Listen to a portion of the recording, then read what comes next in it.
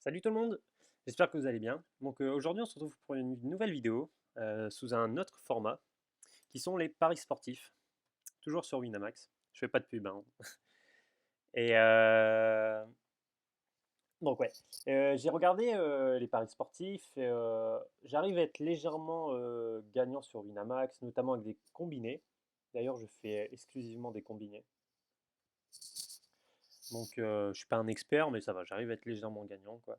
J'ai quelques connaissances. Et pour cette journée de Ligue 1, j'ai choisi trois matchs, comme vous pouvez voir ici, avec mes favoris Dijon-Marseille, Toulouse-Lorient et Paris-Nice. J'ai choisi ces trois matchs parce que j'ai trouvé que les cotes étaient vachement intéressantes. Et quand on regarde de plus près chaque match, ben, on se dit qu'il y a quand même une tendance générale sur ces trois matchs. Je vous explique plus ça en détail. Donc pour Dijon-Marseille, on a une cote relativement équilibrée. Pour ce match, j'ai choisi le match nul. Pourquoi? Parce que Marseille n'a toujours pas gagné de match à l'extérieur cette saison. Et Dijon à domicile, c'est plutôt solide. On va essayer de voir ça là. Euh, ouais, les derniers résultats, mais on va regarder plutôt le classement. À l'extérieur, il me semble que Marseille fait partie des 4 ou 5 plus nulles équipes à l'extérieur. Ouais, 18e. Donc ils sont dans la zone de relégation si on prenait en compte les matchs à l'extérieur. Comme je vous ai dit, ils ont gagné 0 match. Ils ont fait 3 matchs nuls pour 5 défaites. Donc voilà, c'est Marseille à l'extérieur, c'est pas ouf quoi. C'est vraiment pas fou. Et Dijon à domicile, j'ai trouvé que c'était plutôt solide. Ils ont fait notamment un match nul contre Monaco, voilà, comme vous pouvez le voir. Et ils sont minimum sur 5 matchs sans défaite. Ils ont battu Rennes 3-0, Guingamp qui est pas mal aussi, et Monaco surtout. Donc je pense qu'ici, la victoire de Marseille, c'est possible que Marseille gagne parce qu'ils sont favoris sur ce match, mais elle est trop faible. Et je pense qu'il est même un peu trop surcoté. Et donc le match nul me semble un peu plus évident contre ces deux équipes. Après, pour Toulouse-Lorient, il y a pas mal d'absents à Toulouse, notamment au niveau des défenseurs. Et ils sont plutôt sur une phase descendante, contrairement à Lorient qui ont très très mal commencé leur début de saison. Et là, qui commencent petit à petit à ne plus perdre. Hop, là, je suis quoi? Je suis à domicile. Lorient qui a gagné son dernier match à domicile. Bon, après, il a perdu contre Monaco, mais c'est l'équipe en forme. Ils ont même gagné contre Lyon. Et à l'extérieur, on va voir Lorient. Il me semble qu'ils n'ont pas perdu leurs deux derniers matchs. Ouais, voilà, c'est ça. Ils ont fait deux matchs nuls à l'extérieur. Donc, je pense que Lorient est sur une pente, comme je l'ai dit, ascendante.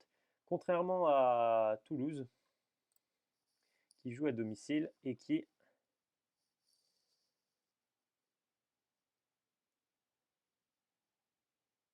bien qu'ils aient gagné leur dernier match contre Montpellier, mais comme là j'ai dit, il y avait pas mal d'absents. Ils ont eu quand même deux défaites à domicile sur leurs trois derniers matchs.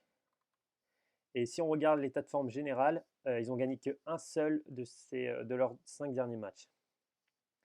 Donc, quand on regarde de plus près les cotes ici, une victoire de Lorient, c'est peu évident, je pense. Et Toulouse, c'est pas forcément évident non plus, surtout que la cote, elle est pas très haute. Donc ici, j'opterai encore pour un match nul, ce qui me semble le plus logique. Et enfin, le dernier match, c'est Paris-Nice. Bon, là, c'est un plus gros risque que je prends. Mais évidemment, je ne vais pas choisir Paris parce que la cote de 1,36, elle n'est pas intéressante. Et je pense pas que Nice puisse gagner au Paris Saint-Germain. Et comme on dit jamais 203, donc je vais tenter encore un match nul. Pourquoi? Pour à peu près les mêmes raisons que. Attendez. Voilà. Nice à l'extérieur, si on prenait le classement des équipes à l'extérieur, est première. Ils ont gagné 5 de leurs 7 matchs. Ils ont perdu qu'un seul match, c'était contre Caen. Mais il me semble que c'était en fait dans la même semaine que l'Europa League où ils jouaient encore leur qualification. Donc on peut comprendre que les joueurs étaient peut-être un peu trop fatigués. Et enfin, c'est une équipe. ouais, qui fonctionne vachement bien à l'extérieur. Et je pense que le PSG est vraiment au plus bas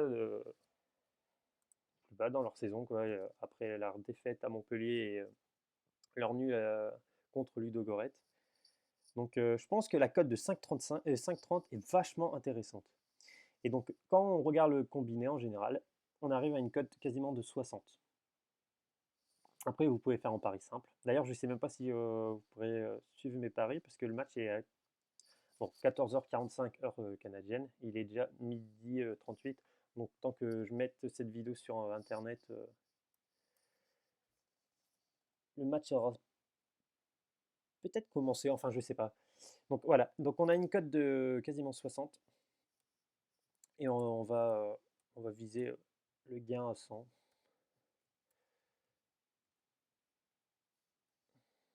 Donc voilà.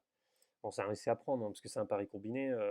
Mais quand on regarde de plus près chaque match, je pense qu'il y a quand même quelque chose à faire là-dessus.